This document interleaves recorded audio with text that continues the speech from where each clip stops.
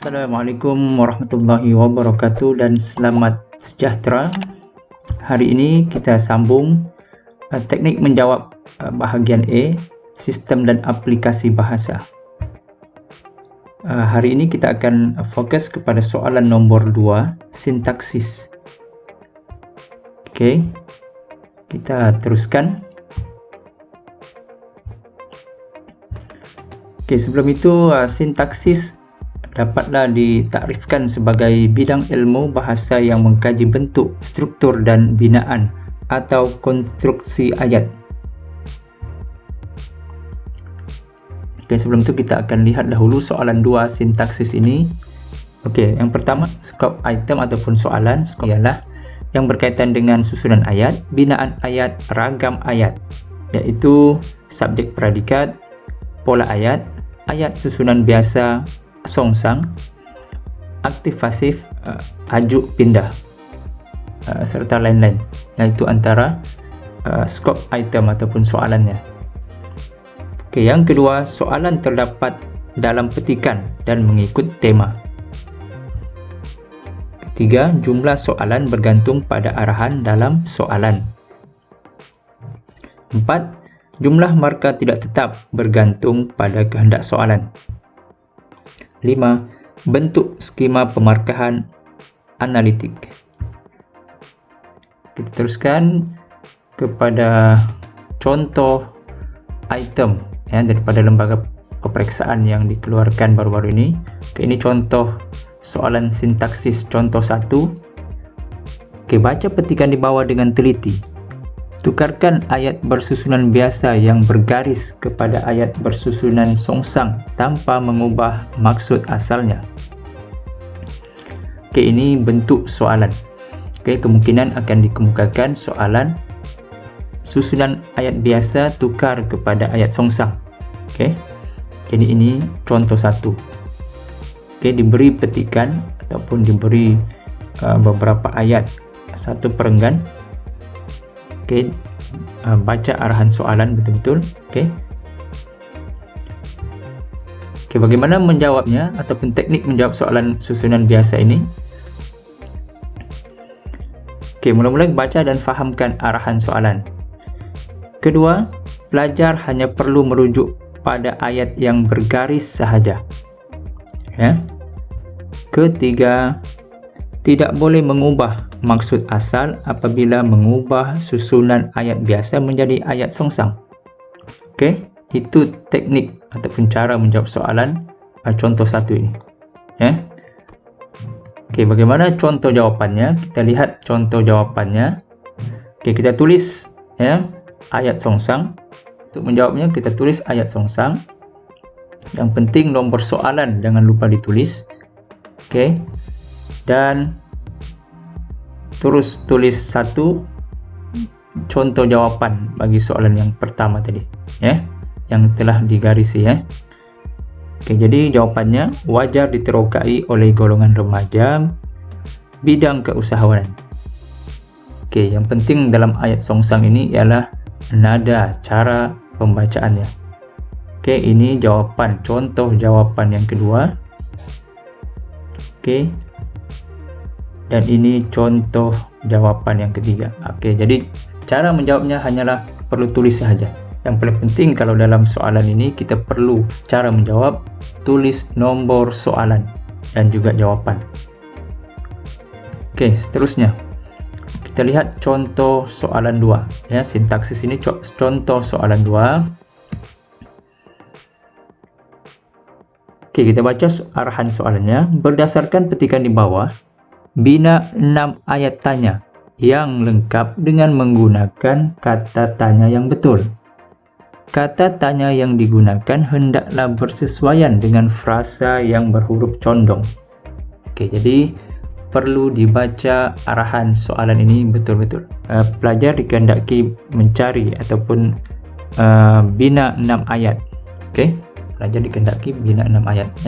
Jadi dikemukakan satu perenggan petikan dan ada maklumat-maklumat yang berkaitan dengan frasa-frasa yang condong itu. Jadi ini berkaitan dengan kata tanya dan juga ayat tanya. ya. Oke, yang berkaitan dengan kata tanya dan juga ayat tanya. Oke, jadi bagaimana tips untuk menjawab soalan seumpama ini? Oke, cara yang pertama, sekali lagi baca dan fahamkan arahan soalan. Oke, ini paling penting ya. Pelajar kena baca dan fahamkan kehendak soalan. Oke. Yang kedua, pelajar hanya perlu kenal pasti terlebih dahulu frasa yang berhuruf condong. Oke, tadi kita telah highlightkan huruf condong. Jadi kenal pasti huruf frasa yang berhuruf condong. Ketiga, berdasarkan frasa berhuruf condong inilah pelajar boleh membina ayat tanya yang lengkap. Oke, kena baca betul-betul dan barulah boleh kita buat ayat tanya yang lengkap. Jadi jangan lupa baca ayat tersebut untuk kita mudah faham dan cara menjawabnya dan menghasilkan ayat tanya yang lengkap. Jadi selepas baca dan kita fahamkan, kita jawab. Pelajar perlu jawab dengan cara menjawabnya. Pelajar perlu tulis ayat tanya. Yang paling penting nombor soalan. Jangan lupa nombor soalan. Tulis ayat tanya dan kita letakkan nombor. Dikehendaki 6. Tadi kita tulis yang pertama. Ini contoh jawapannya. Di manakah perhimpunan rasmi diadakan? Ini contoh jawapan yang kedua. Yang ketiga, keempat, kelima, dan yang keenam. Ini contoh jawapan. Pelajar kena tulis. Yang paling penting dalam menjawab, pelajar jangan lupa nomor soalan. Tulis nomor 2, soalan 2, dan nomor soalannya. Begitu juga jawaban.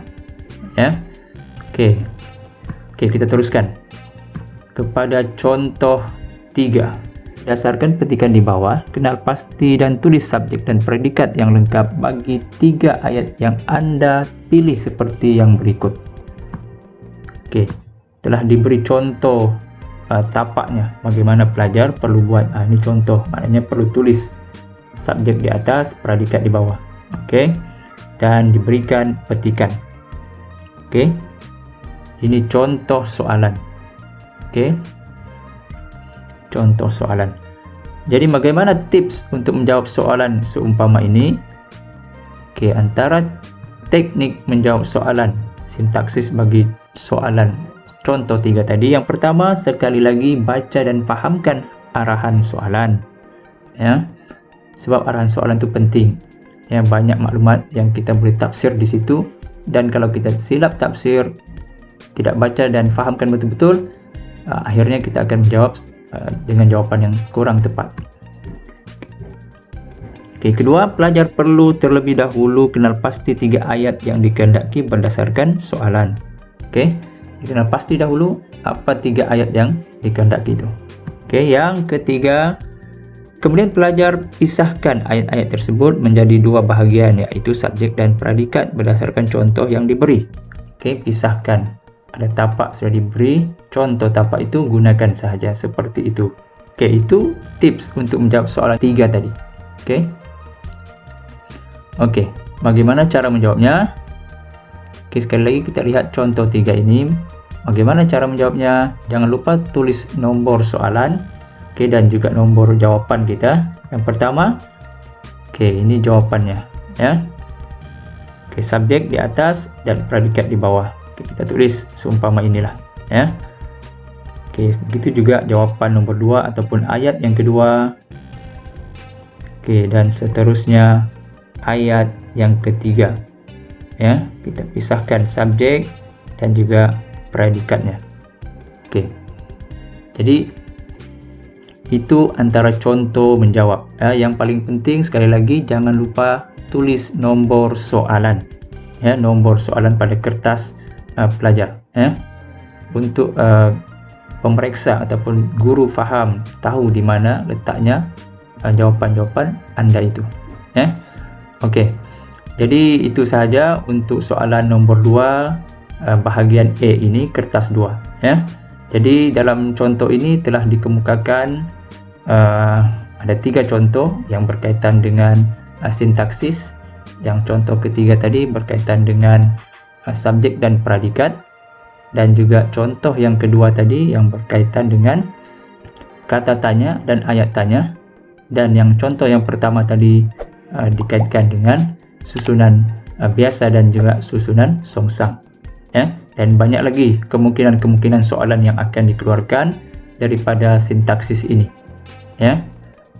Cakap ajuk, cakap pindah, dan sebagainya. Jadi pelajar kena lebih banyak membuat latihan berkaitan dengan sintaksis ini. Sebab soalan sintaksis ini cukup luas. Jadi setakat itu sahaja. Semoga bermanfaat kepada semua. Boleh komen kepada video ini dan semoga video ini memberi sedikit bermanfaat kepada semua. Wabillahi taufiq wal hidayah. Wassalamualaikum warahmatullahi wabarakatuh.